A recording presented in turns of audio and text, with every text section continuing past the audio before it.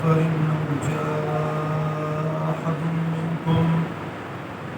أو جاء أحد منكم من الغائط أو لامستم النساء فلم تجدوا ماء فتيمموا صعيدا طيبا فامسحوا بوجوهكم وأيديكم منه ما يريد الله ليجعل عليكم من حرج ولكن يريد ليطهركم وليتم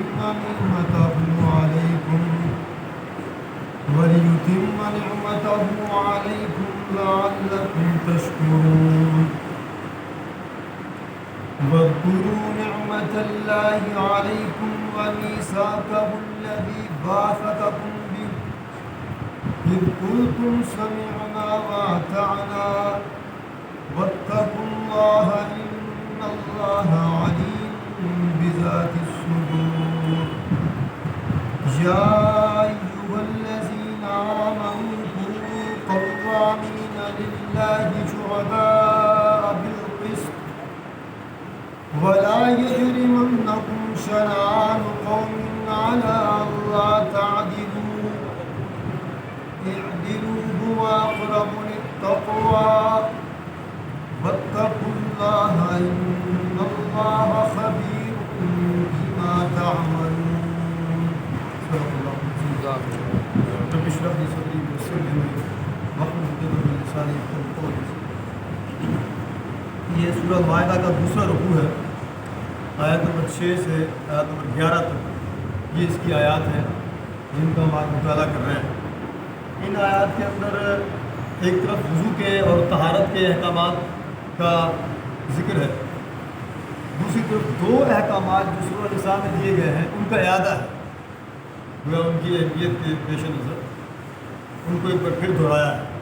ایک تیمم اور دوسرا حکم تھا کہ انصاف کے عدم بردار بنو، قوامین بالقسط، انصاف کے عدم بردار بنو، اس کا بھی اعادہ ہے.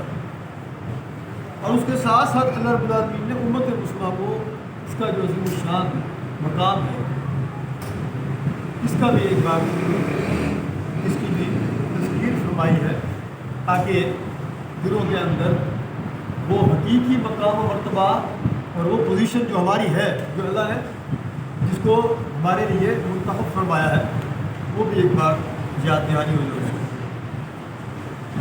تو اللہ تعالیٰ نے ارشاد فرمایا یا ایھا الذین آمنوا، اے ایمان والو، اذا قمتم الی الصلاۃ، جب تم اٹھو نماز کے لیے، فاغسلوا وجوہکم، اپنے چہروں کو دھو لو، وَأَيْدِيَكُمْ إِلَى الْمَرَافِقِ، اور ہاتھ جو ہے کونی تک دھو لو، اور وَامْسَحُوا بِرُؤُوسِكُمْ، سروں کا مسح کر لو،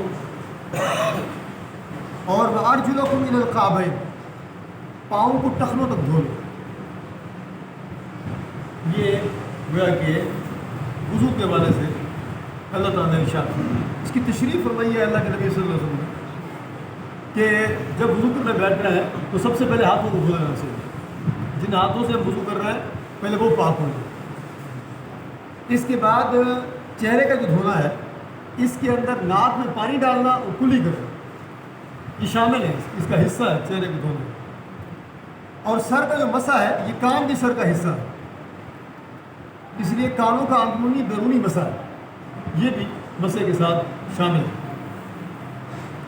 اور پھر اس کے بعد فرمایا وَإِن كُنتُمْ جُنُبًا، اگر تم جنابت کی حالت میں ہو، فَطَّهَّرُوا، تو غسل کر کے پاکیزگی حاصل کرو. جنابت کی حالت چاہے وہ مباشرت کے ساتھ ہو یا خواب میں مادہ منویہ قائم ہونے سے ہو، دونوں صورتوں میں غسل ہی کے ذریعے پاکیزگی ملے گی، غسل واجب ہو جائے گا. اور وَإِن كُنتُمْ مَرْضَىٰ، اگر تم بیمار ہو، أَوْ عَلَىٰ سَفَرٍ، یا مسافر ہو، أَوْ جَاءَ أَحَدٌ مِّنكُم مِّنَ الْغَائِطِ، یا تم میں سے کوئی شخص رفع حاجت کر کے آیا ہے، یا أَوْ لَامَسْتُمُ النِّسَاءَ، یا تم نے عورتوں کو چھوا ہو، لمس کیا ہو، فلم تجدوا ماء، پھر تمہیں پانی نہ ملے، فتیمموا صعیدا طیبا، تو پاک مٹی سے کام لو اور کیا کرو، فامسحوا بوجوہکم، اپنے چہروں پر ہاتھ پھیر لو مٹی والے، وایدیکم منہ، اور بازو پر بھی، ہاتھوں پر بھی وہ ہاتھ پھیر لو۔ اب یہ جو احکامات ہیں اس وجہ سے اس کے اندر باقی ساری باتیں تو سمجھ میں آ رہی ہیں۔ یہ جو عورتوں کو لمس کرنا ہے اس کے بارے میں وضاحت فرمائی ہے فقہاء نے کہ اس سے مراد مباشرت ہے، تو اس کے بعد جو ہے جو غسل کی کیفیت واجب ہوتی ہے، اور صاف ظاہر پانی نہیں ہے تو تیمم غسل کا بھی قائم مقام ہے، وضو کا بھی قائم مقام ہے۔ یہاں پر یہ بھی ذہن میں رکھنا چاہیے کہ تیمم کا یہ اللہ رب العالمین کا ہمارے لیے ایک بہت بڑا انعام ہے، تحفہ ہے، کہ اس کے ذریعے بھی بالکل وہی پاکیزگی ملتی ہے جو پانی کے ذریعے ملتی ہے۔ اور اس کا آگے اگلی آیت میں اللہ تعالیٰ نے باقاعدہ اظہار فرمایا ہے۔ اور اسی طریقے سے ویسے جو غسل ہے، یعنی جب غسل فرض ہوتا ہے، واجب ہوتا ہے، تو اس کے اندر یہ غرارہ کرنا اور ناک کی نرم ہڈی تک پانی پہنچانا، پورے جسم پر پانی ڈالنا، یہ فرائض ہے غسل۔ بال برابر بھی جسم کا کوئی حصہ خشک نہ رہے، اور باقی مصنون جو طریقہ ہے وہ یہ ہے کہ باقاعدہ پہلے وضو کیا ہے، لیکن یہاں اس میں کیفیت یہ ہے کہ پانی نہیں ہے، تو تیمم آپ چاہے غسل کے لیے کر رہے ہیں یا وضو کے لیے کر رہے ہیں، طریقہ ایک ہی ہے۔ اور طریقہ کیا ہے کہ مٹی کے اوپر ہاتھ مارے جائیں، ایک بار چہرے پر پھیر لیں، پھر دوبارہ ہاتھ ماریں، پھر ہاتھوں پر کوہنیوں سمیت پھیر لیں۔ یہ امام ابو حنیفہ کا جو ہے اس وجہ سے مسلک ہے۔ باقی ائمہ نے کچھ تھوڑا سا اس کے اندر اختلاف کیا ہے۔ تو اب یہ اتنی بڑی اللہ تعالیٰ کی ہمارے لیے رحمت ہے، اللہ تعالیٰ اس کا باقاعدہ اظہار فرما رہے ہیں۔ لیکن یہ کوئی بات تو نہیں، میرے ویلے وضو کرنے پہ وضو کیا دے، جب غسل دے رہا تو وضو کر دیا۔ ہاں بالکل، پھر نیت غسل کی ہوگی اگر غسل کی حاجت ہے، اگر وضو کی ہے تو وضو کی ہوگی۔ اس کے بعد اللہ تعالیٰ نے اپنی اس نعمت کا گویا کہ ہمیں اس کا احساس دلایا ہے۔ اللہ فرما رہے ہیں ما یرید اللہ، اللہ تعالیٰ نہیں چاہتا لیجعل علیکم من حرج، کہ تم پر زندگی تنگ ہو جائے۔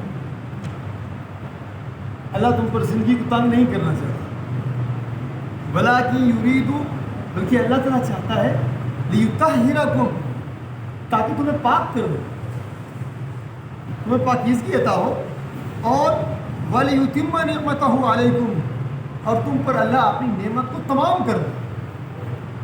اللہ تعالیٰ یہ چاہتا ہے کہ تمہیں پاکیزگی عطا کرے، پھر اس کے بعد اپنی نعمت کو تم پر تمام کر دے، اور لعلکم تشکرون، تاکہ تم شکر گزار ہو۔ اب یہ نفس کی پاکیزگی کی طرح جسم کی پاکیزگی بھی اللہ کی بڑی نعمت ہے۔ یہ دونوں پاکیزگیاں اکٹھی ہوتی ہیں تب اللہ کی نعمت کا اتمام ہوتا ہے۔ اور وہ کون سی نعمت ہے؟ وہ ہدایت کی نعمت، وہ ہدایت کی نعمت جو قرآن و سنت کے ذریعے ہم تک پہنچی ہے، وہ ہم پر اس وقت مکمل ہوگی جب ہمارے اندر دونوں پاکیزگیاں جمع ہو جائیں، نفس کی پاکیزگی بھی، جسم کی پاکیزگی بھی۔ اور پھر اس کے بعد اللہ تعالیٰ نے اس نعمت کو یاد دہانی، اس کی تذکیر کے لیے ارشاد فرمایا کہ وَاذْكُرُوا نِعْمَتَ اللَّهِ عَلَيْكُمْ، یاد کرو اللہ کی نعمت کو جو تم پر میں نے کی ہے، اور وَمِيثَاقَهُ الَّذِي وَاثَقَكُم بِهِ، اور اس پختہ عہد کو مت بھولو جو تم سے لیا گیا ہے۔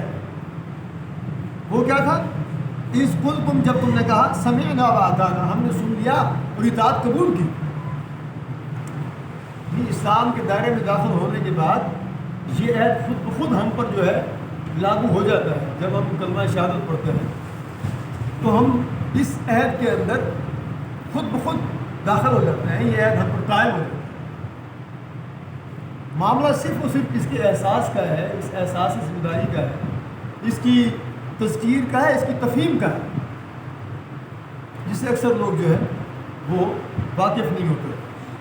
اسی لیے آگے اللہ نے فرمایا فاتقوا اللہ، اللہ سے ڈر کر کام کرو، ان اللہ علیم بذات الصدور، اللہ تعالیٰ دلوں کے چھپے ہوئے راز تک جانتا ہے۔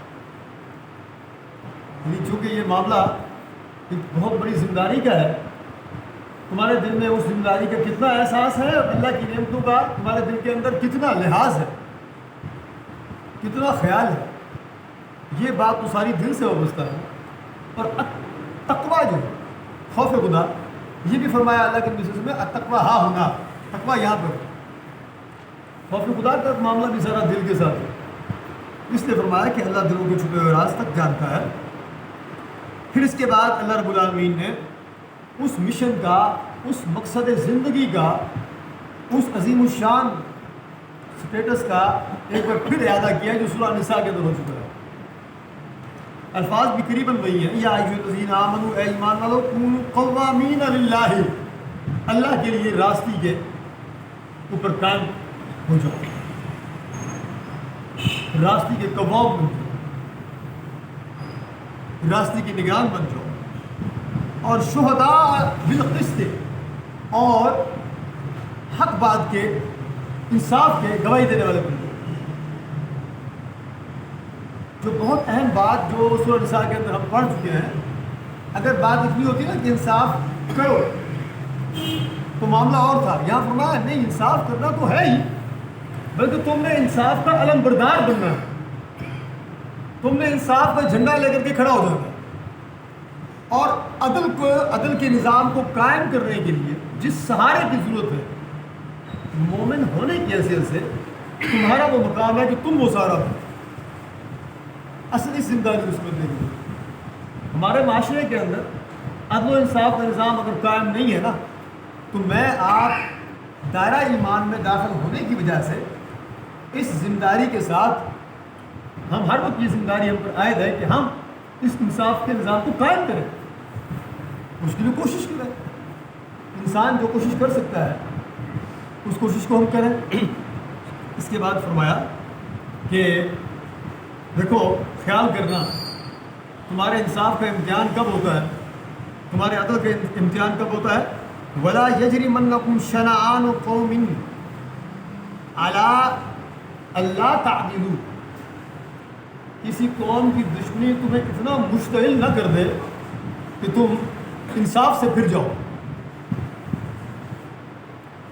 یہ جب کسی کے ساتھ دشمنی ہوتی ہے، اس دشمنی کی کیفیت میں فریق مخالف کے لیے حق کی بات کرنا، انصاف کی بات کرنا، یہ ہمارے ایمان کا، ہمارے انصاف کا، بلکہ ہمارے تقویٰ کا یہ سب سے بڑا امتحان ہے. یہ بات بھی پہلے آ چکی ہے، یہ حکم بھی ہم اس سے پہلے پڑھ چکے ہیں. یہ سارے احکامات اس قدر اہم ہیں کہ ان کا اعادہ ہو رہا ہے آج کے رکوع میں. یہ تیسرا حکم ہے جس کا اعادہ ہو رہا ہے، جس کو ریپیٹ کیا جا رہا ہے. اور اس لیے فرمایا آخر میں کہ دلو، عدل سے کام لو، ہوا اقرب للتقویٰ، وہ تقویٰ سے زیادہ قریب، اقرب، خدا ترسی سے زیادہ مناسب رکھتا ہے کہ تم عدل سے کام، چاہے معاملہ اپنے بھائی کا ہو یا معاملہ ہو دشمن کا. بات وہی کہنی چاہیے جو حق انصاف کی بات. اگر دل کے اندر ایمان ہے تب تو یہی کرنا چاہیے. جب ایمان کا پاس نہیں ہے تو پھر جو چاہے دل کی، اور جو ہم کر رہے ہیں اس وقت. اس لیے فرمایا ایک بار پھر واتقوا اللہ، اللہ سے ڈرتے رہو. ان اللہ خبیر بما تعملون، بے شک اللہ خبر رکھتا ہے جو کچھ تم کرتے ہو. تقویٰ کی بار بار نصیحت آتی ہے، تقویٰ کی بار بار جو ہے تلقین اور تذکیر جاری ہے. اللہ کے نبی صلی اللہ علیہ وسلم کے ہر واعظ کا ایک حصہ تقویٰ کی یاد دہانی پر ہوتا ہے. خدا کا خوف ہے، خدا کا لحاظ ہے، تو یہ سارے کام بنیں گے اسلام کے. یہ ساری تعلیمات ان پر عمل کرنا آسان ہو جائے گا، خود بخود ہونا شروع ہو جائے گا. ورنہ اسلام کی تعلیمات ہمارے لیے اجنبی، ہم اس کے لیے اجنبی. اس لیے اس بات کا بار بار اعادہ کیا جا رہا ہے. اس کے بعد فرمایا ہاں دیکھو، اس تلقین کے مطابق اگر تم لوگ اپنے آپ کو ایمان کے واقعی عملی مظاہرے کے ساتھ منسلک کرو تو وعد اللہ الذین، اللہ کا وعدہ ہے ان لوگوں کے ساتھ. ان کے ساتھ الذین آمنوا، جو ایمان لائے، وعملوا الصالحات، نیک عمل کیا ان نے، لہم مغفرۃ، ان کے لیے وعدہ اللہ کا کیا ہے، اللہ ان کی خطاؤں سے درگزر فرمائے. یعنی بندہ مومن سے خطائیں غلطیاں ہو جاتی ہیں، لیکن اگر اس نے اپنے ایمان کے تقاضوں بنیادی تقاضوں کا پاس رکھا ہے، کم از کم استطاعت پر کوشش کی ہے، تو اللہ تعالیٰ اس کی غلطی اس کو معاف کر دیں گے۔ اجر عظیم، صرف معافی نہیں ملے گی، اجر بھی ملے گا بہت بڑا۔ حقیقت یہی ہے کہ اللہ تعالیٰ کہ یہ زبردست احسان ہے ہم پر کہ ایک گناہ کا ریکارڈ ایک گناہ ہی رکھا جاتا ہے نام میں، لیکن نیکی کا جو ریکارڈ ہے وہ 10 گنا سے لے کر کے 100 گنا تک بڑھتا ہے۔ یہ اللہ تعالیٰ کا یہ کتنا بڑا ہم پر احسان ہے، یہ اللہ تعالیٰ کی آپ عطا بخشش کا، اس کی اللہ تعالیٰ کی سخاوت کا آپ مدار ہے۔ بندے نے گناہ کیا، نافرمانی کی ہے، ایک کیا نا تو ایک ہی لکھا گیا ہے احسان، لیکن اور وہ بھی اگر توبہ کر لیا تو مٹ گیا، بلکہ حقیقی توبہ کیا ہے تو وہی گناہ نیکی میں تبدیل ہو جائے گا۔ سورہ الفرقان میں آتا ہے آگے کہ اگر واقعی توبہ کی ہے، توبہ کر کے پاکیزہ زندگی کا مکمل طور پر لحاظ رکھا ہے، پاس رکھا ہے، تو وہ جتنے گناہ ہیں وہ ایز اٹ از، وہ سارے کے سارے وہ نیکی میں تبدیل ہو جائے۔ اللہ کی رحمتوں کا اندازہ کرنا چاہیے۔ اور جو نیکی ہے، اب اس نیکی کے اندر آپ کا جذبہ اخلاص کتنا ہے؟ اگر جذبہ اخلاص بہت زیادہ ہے تو نیکی کا جو انعام ہے وہ 100 گنا تک بھی مل سکتا ہے، اور اگر اخلاص نہیں ہے، کم ہے، تب بھی 10 گنا تو لازم ملے گا، منیمم جو ہے وہ 10 گنا ہے۔ یہ قرآن مجید سے ثابت ہے، سنت سے ثابت، حدیث سے ثابت۔ تو یہ اللہ تعالیٰ کی رحمت اور بخشش کن کے لیے؟ ان ایمان والوں کے لیے جو ایمان کے ساتھ عمل صالح کو اس کے ثبوت کے طور پر ساتھ رکھتے ہیں۔ والذین کفروا، ہاں جنہوں نے انکار کیا ہے، وکذبوا بآیاتنا، ہماری آیات کا انکار کیا ہے، اولئک اصحاب الجحیم، وہ اصحاب جہنم ہے، اصحاب نار ہے۔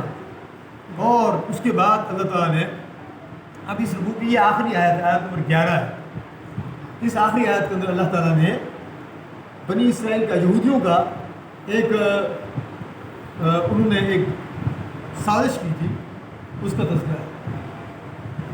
اللہ تعالیٰ نے فرمایا یا ایھا الذین آمنوا اذکروا، اے ایمان والو یاد کرو ذرا اللہ تعالیٰ کے اس احسان کو، نعمت اللہ علیکم، اللہ کے اس احسان کو جو اس نے حال ہی میں تم پر کیا ہے۔ وہ کیا تھا؟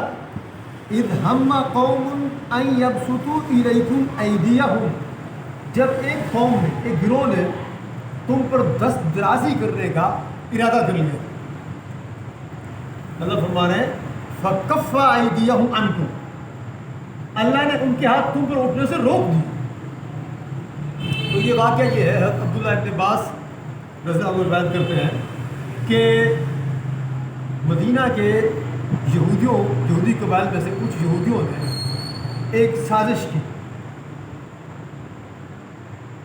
اور اللہ کے نبی صلی اللہ علیہ وسلم کو اور جو خاص صحابہ کرام رضی اللہ عنہم تھے ان کو کھانے میں بلایا۔ پروگرام یہ تھا کہ جب کھانا شروع ہو جائے گا تو چاروں طرف سے 50 60 100 جنگجو ایک دم ان کے اوپر ٹوٹ پڑیں گے اور ایک دم اسلام کی جان نکال دیں گے، نعوذ باللہ من ذالک۔ چنانچہ انہوں نے دعوت دے دی، اللہ کے نبی صلی اللہ علیہ وسلم نے قبول کر لی اور پروگرام بن گیا، فیصلہ ہو گیا، ہم جا رہے ہیں۔ این ٹائم پر اللہ تعالیٰ نے اپنے خاص فضل و کرم کے ذریعے آپ صلی اللہ علیہ وسلم کو سارا ان کا منصوبہ بتا دیا۔ بالکل این ٹائم پہ اللہ کے نبی صلی اللہ علیہ وسلم نے جانے سے منع کر دیا، صاحب نہیں جائیں گے۔ وہ ساری وجہ بتائی، یہاں تک کہ آیات بھی نازل ہوئی۔ تو اللہ تعالیٰ نے اس احسان کو یاد دلایا، یہ ہم نے تم پر احسان کیا تھا، ذرا اس کو یاد رکھو، اور واتقوا اللہ، اللہ سے ڈر کے کام کرتے رہو۔ اللہ اپنے احسانات میں کیوں یاد دلاتے ہیں؟ تاکہ ہمارے دل میں اللہ کے احسانات کی قدر پیدا ہو۔ اللہ کے احسان کی قدر شناسی پیدا ہوگی تو اللہ تعالیٰ سے محبت اور خوف کا تعلق قائم ہوگا۔ یہ جو تقویٰ کا لفظ ہے یہ بار بار آتا ہے، اس کو بھی سمجھنا چاہیے۔ یہ اللہ تعالیٰ سے وہ خوف نہیں ہے جو ہم کسی جنگل کے اندر کسی اچانک کسی جنگلی جانور کے کسی درندے کو دیکھ کے ڈر جاتے ہیں۔ اصل میں یہ جو خوف ہے یہ محبت کے اندر سے نکلا ہے۔ اہل ایمان کو اللہ تعالیٰ سے شدید محبت ہوتی ہے، شدید ترین محبت ہوتی ہے۔ اس محبت کی وجہ سے اہل ایمان ڈرتے ہیں کہ کہیں اللہ تعالیٰ کی ناراضگی نہ ہو جائے ہم سے. اس لیے فرمایا احسان کو یاد دلایا, اس کے مان بعد فرمایا واتقوا اللہ, اللہ سے ڈرتے رہو, وعلی اللہ فلیتوکل المؤمنون, ایمان والوں کو اللہ ہی پر بھروسہ رکھنا چاہیے. یعنی تمہارے ارد گرد جو خونخوار درندے اللہ کے دشمن موجود ہیں تو ان سے ڈرنے کی ضرورت نہیں ہے, ڈرو مجھ سے ہی, اور میرے بھروسے کے اوپر اللہ کے دین کی سربلندی کے لیے میدان عمل میں گامزن رہو اور کار بند رہو استقامت کے ساتھ. اس کا یہ بھی مطلب ہے. اب یہ آخری آیت کے اندر بنی اسرائیل کا یہ واقعہ اس لیے بیان فرمایا کہ اس کے بعد جو ہم کل انشاءاللہ رکوع پڑھیں گے اس کے اندر ایک بار پھر تقدیر کا رخ بنی اسرائیل کی طرف پھر رہا ہے. یہ واقعہ تمہید کے طور پر یہاں پر اس آیت میں بیان فرما دیا. انشاءاللہ کل مزید ہم اس کو پڑھیں گے. اللہ تعالیٰ ہمیں آج کے رکوع کے اندر احکامات, 3 احکامات دہرائے گئے ہیں. ایک تیمم کا, دوسرا جو ہے انصاف پر قائم ہونے کا, اور تیسرا یہ ہے کہ کسی قوم کی دشمنی تمہیں اتنا مشتعل نہ کرے کہ تم انصاف سے پھر جاؤ. اس کے بعد جو ہے آگے یہ یہودیوں کا یہ واقعہ ہے. ساتھ ہی اللہ نے اپنے احسانات کو آج 3 آیات میں ہمیں یاد دلایا ہے. اپنے احسانات کا تذکرہ 3 بار فرمایا ہے. اللہ تعالیٰ ہمیں اپنے احسانات کا اس کا ہمیں لحاظ پاس کرنے کی اللہ میں توفیق عطا فرمائے. ہمارے دل میں اس کا احساس پیدا ہو. یہ اللہ تعالیٰ کے احسانات کو یاد کرنا چاہیے کبھی تنہائی میں بیٹھ کے کہ اللہ نے مجھ پر یہ احسان کیا ہے, یہ احسان کیا ہے, یہ احسان کیا ہے. دل احساس سے شکر سے بھر جاتا ہے. ورنہ بالکل ہمارے معاشرے کے اندر لوگ جو ہے ہر وقت حالات کو رونا رو رہے ہوتے ہیں. حالات مشکل ہیں, کوئی شک نہیں ہے, لیکن آپ اللہ کے احسانات کو اگر یاد کریں تو اللہ تعالیٰ کے احسانات بے شمار ہیں. اس سے دل کے اندر اطمینان پیدا ہوتا ہے اور دل میں شیطان نقب لگانے میں ناکام ہو جاتا ہے. شیطان کوشش یہی کرتا ہے کہ بندہ اللہ تعالیٰ سے مایوس ہو جائے. اور یہی ناشکری ہے جس نے اتنے احسانات کیے ہیں. اگر ہم اس کے احسانات کا پا سکیں اور وہ ہم پر اور فرمائے گا احسانات. ان تعدوا نعمت اللہ لا تحصوها, اللہ کے انعامات اتنے ہیں تم گن نہیں سکتے ہو. اور لئن شکرتم لازیدنکم, اگر تم شکر گزار بنو گے میں تمہیں اور زیادہ دوں گا. جتنے احسانات ہم پر ہیں اللہ کے, ہم ان کو یاد کر کے احسان کے اور شکر گزاری کے رویے پر چل پڑیں, اللہ تعالیٰ ہمیں اور احسانات سے نوازے گا. اللہ تعالیٰ ہمیں اپنی نعمتوں کا جو ہے استحضار عطا فرمائے. واخر دعوانا الحمدللہ رب العالمین.